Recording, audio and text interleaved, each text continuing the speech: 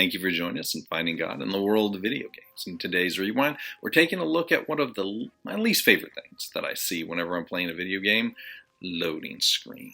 I truly cannot stand them. Nothing breaks up the tension of a climactic cutscene like seeing a loading screen pop up, taking us completely out of the moment and reminding us that we're playing a video game.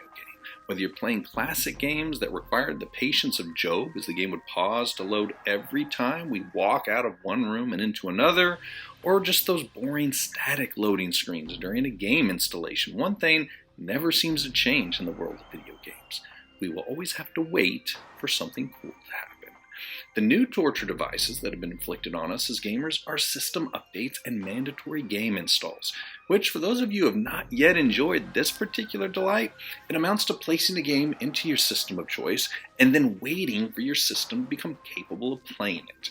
Few moments in life compared to that glorious moment when you remove the plastic from your new game purchase, crack open the case, smell that sweet, sweet new game aroma, carefully remove the disc or cartridge from its plastic prison, with gentle press into the console in eager anticipation of the game launch, and then it happens. The completely unfeeling notification from your console that your system requires an install or an update in order to process the tasty gaming goodness that's contained on the game you just fed it. And as you watch the loading bar slowly begin to fill, you realize there are actual important things you need to do around your home. And you decide to take this time to do something decidedly unfun while you wait, such as washing dishes, folding laundry, or, feeding your family, because that's honestly very important. Completely torn out of your enjoyment of the experience of loading up the new game for the first time, you're now back to the humdrum everyday life and existence and responsibilities we were kind of trying to escape from by playing a video game. Hours later, after we've completed our honey-do list or tasks for the day, then we recall, I intended to have fun, to go check on my system, and now it's finally ready for us to play. Only now it's not really the same, is it? Now we skip through the opening cinematic that we were eagerly anticipating earlier and bypass the tutorial so we can at least get a few minutes of gaming action in before it's time for bed.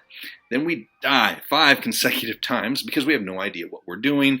Disc tray gets opened, game removed, power off, enthusiasm lost, and game relegated to the back of our library until the disappointment subsides. Maybe next month when we get the opportunity to play. Now, if you have not felt that pain and frustration yet, I envy you. But even if that has never happened to you in the world of video games, the reality is people by nature do not like to wait. It's not even that we always have better things to do, we just can't abide the concept of desiring something to occur and not having it delivered instantaneously. I mean, think about it. We're beyond just being the microwave generation now. We're the DoorDash generation.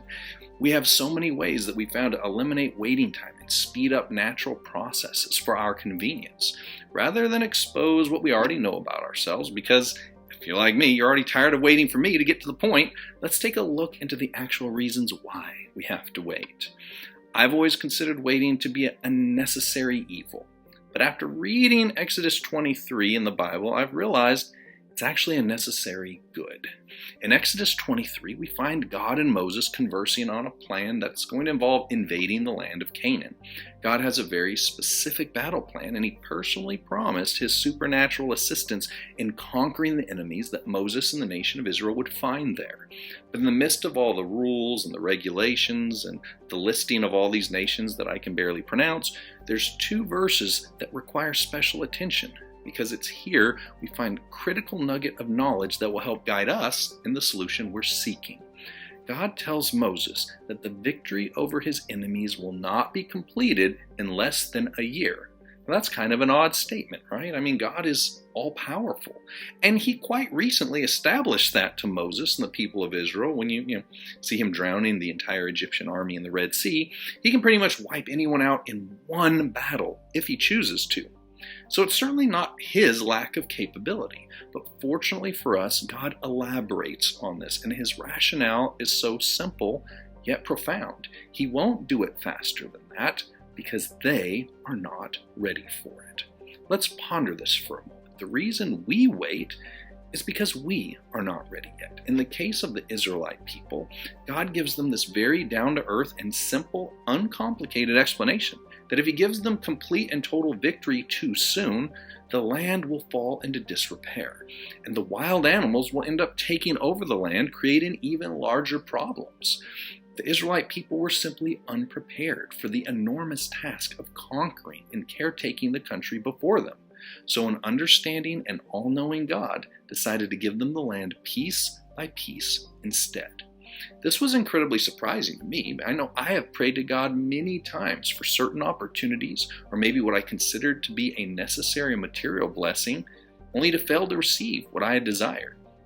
Since I truly believed what I was asking for was in the will of God for my life, it's a pretty frustrating experience. Didn't God promise us that if we seek Him first, He would give us the desires of our hearts?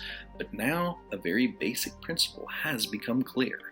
See, God in His infinite wisdom will not give us what we are unprepared to handle. If we have a 3-year-old child, would we go out today and purchase them a new current year model sedan for them to drive? I mean, of course not. It'll be many years before this child has the need of independent transportation. Right now, they would be overwhelmed with the gift. Over the years, the car would fall apart due to lack of use. It would depreciate in value. By the time the child was old enough to finally drive that sedan, it would be hopelessly outdated. So we wait, not because we don't love them, or we don't intend to give them a vehicle when they're ready for it, simply because they're not able to handle the responsibilities of owning the vehicle at this time. And would we let them drive the vehicle at 3 years of age? No, not unless you want to get into some negligence issues that you probably don't want to deal with. Our loving Heavenly Father is aware of those very same circumstances in our lives, and sometimes He must answer our prayers little by little, not because He lacks the power or sympathy, but because we lack the ability to handle the full answer all at once. When you wonder why God hasn't seen fit to give us maybe the job we feel we're ready for, the relationship we've been craving, the house of our dreams, or whatever else has captivated the desires of our hearts, it's not that you necessarily have done anything wrong or that He doesn't intend to give it to you when the time is right. Jesus explained to us in Matthew 6 that God is both a superior parent and the giver of perfect gifts, giving us the promise that if we seek God first, He will give us all that we need. In the case of the nation of Israel, they were simply not prepared to do all the caretaking the land would require. They would need to grow both in size and capabilities to handle the challenge.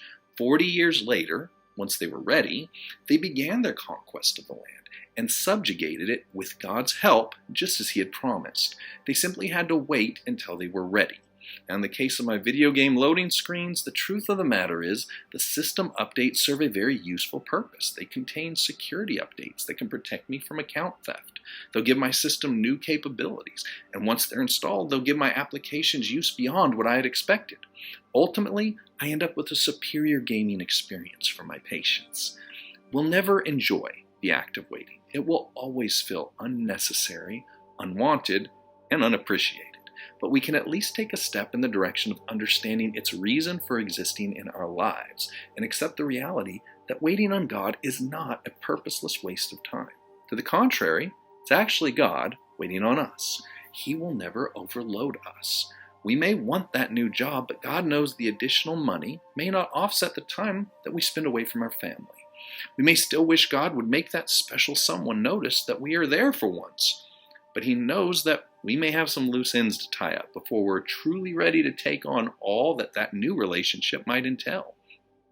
It's actually proof of God's kindness that He is showing when He makes us wait for that perfect timing. We may never understand, and we will surely never fall in love with the waiting process, but we can take heart in knowing that it is all part of a deliberate plan for our benefit. Ultimately, we will get to the promised land, just as Israel did, and eventually, I did get to sit down and play the game I was waiting for, because all those firmware updates finally do come to an end. And you will truly get what God has promised you in the time you're ready to handle it, and it will be all that you hoped and waited for.